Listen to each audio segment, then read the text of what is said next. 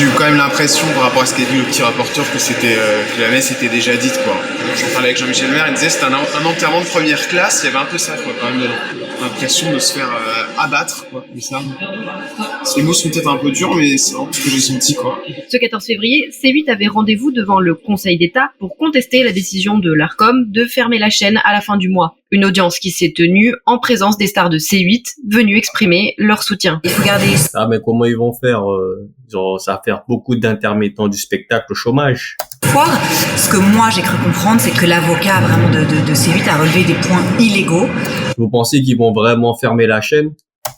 Sur ce que l'Arcom a pris comme décision. Donc j'espère que la justice en fait saura reconnaître ce point. Moi c'est sûr qu'à titre personnel, je le vis vraiment comme une injustice.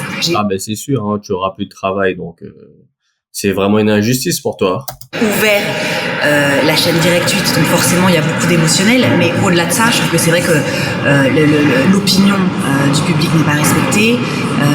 Il y a une injustice à tous les niveaux, il y a une inversion des valeurs, on est les premiers et puis finalement on nous plaît. Comment ça une inversion des valeurs? Je comprends pas. Peut-être, ça n'a aucun sens. C'est pas une audience qui rassure, je trouve ça un peu confus.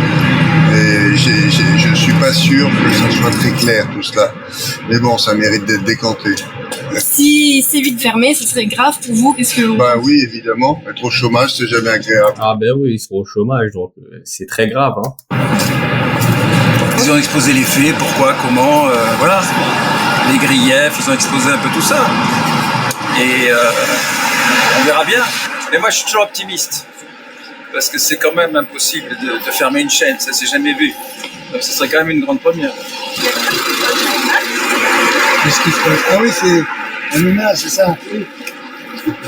Nous, on était là pour se battre, pour dire que on aime notre chaîne, qu'on est attaché à la chaîne et que on veut qu'elle vive. C'est la chaîne du pluralisme, de la liberté d'expression. Donc voilà, c'était symbolique d'être là, mais si ça s'arrête, une immense tristesse pour nous, surtout pour les techniciens, les 400 familles qui seraient impactées. Et les spectateurs, tu y penses pas aussi?